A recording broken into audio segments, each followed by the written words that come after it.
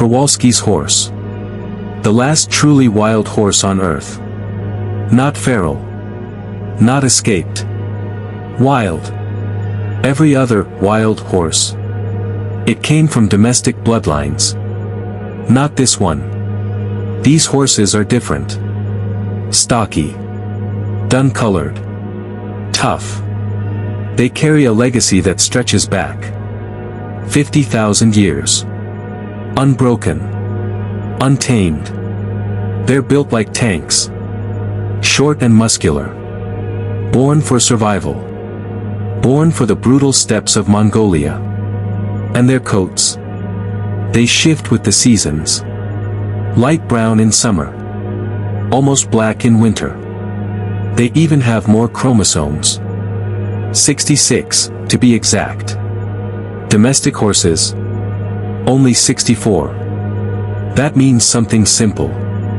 They are not the same species. Not cousins. Not variants. Different.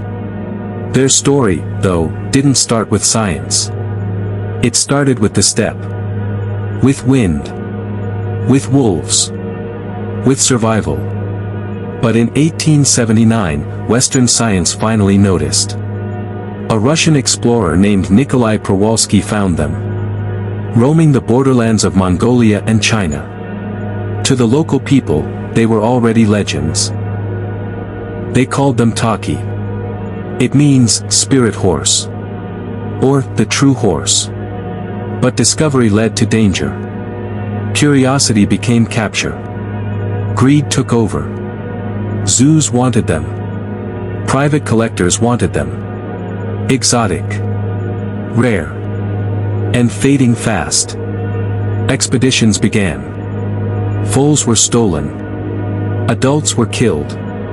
And just like that, their numbers collapsed. The wild herds were no more. The last one was seen in 1966. Gone. Only a few survived. But not in the wild. Only in captivity. Descendants of just 14 animals. All taken around the year 1900. 14. That's it. A genetic bottleneck so tight, it nearly strangled the species. Inbreeding followed. Fertility problems. Birth defects. Low survival. They were barely hanging on. Alive. But only just. Then came hope. It didn't happen overnight. But it did happen. Zoos around the world worked together. They built breeding programs. Shared data. Tracked family trees. Planned every birth. Computer models helped. Artificial insemination helped. Cooperation made the difference. Slowly, the population grew. Not fast. Not easy. But steady. Then in 1992, after 26 years with no wild sightings, they returned home. To Mongolia. To Hustai National Park. Their ancestral range. But this wasn't a victory yet. It was only the beginning. Because these horses weren't wild anymore. Not yet. They had to relearn everything. How to find food. How to run from danger. How to survive. Captive life had softened them. They didn't know predators. Didn't know winter. Didn't know fear. And fear, in the wild, means survival. The first years were brutal. Many died. Wolves hunted them. Cold killed them. But some endured. And then they bred. And their foals knew the wild. Not cages. Not fences. The wild herds were back. Today, the wild herds are no longer a dream. They're real. They roam. They survive. More than 400 Przewalskis horses live free. Across Mongolia. And parts of China. Multiple reintroduction sites exist now. Each one carefully chosen. Each one a chance at survival. And they're not just surviving. They're thriving. Foals are being born in the wild. Maras are raising them without help. Stallions defend their bands from predators. Nature is back in motion. But this recovery, it didn't happen by accident. It took global effort. It took planning. It took decades of persistence.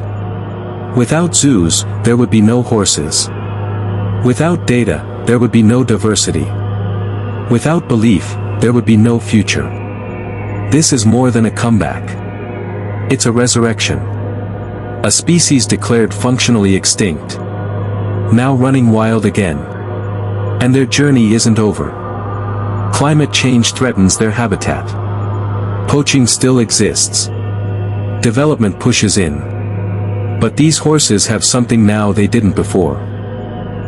A second chance. A stronger start. And a worldwide army of humans who refuse to let them vanish again. Their story is a reminder of how close we can come to losing something forever, and what it takes to bring it back. It's a warning, but also a victory. The last wild horse was nearly a memory. Now, it's a symbol of resilience, of wildness, of hope. They are no longer ghosts of the steppe. They are the steppe. Free, untamed, and home. So the next time you hear hooves across a wind-blown plain, or see a shadow in the distance that doesn't belong, remember this. Some legends don't fade. Some spirits refuse to die. Some wild things fight their way back. Przewalski's horse didn't survive because it was lucky. It survived because people cared. Because nature is stronger than we think. And because wildness will always find a way. From extinction to existence. From silence to thunder. The last wild horse is no longer a relic of the past. It is a force of the present. And a promise for the future.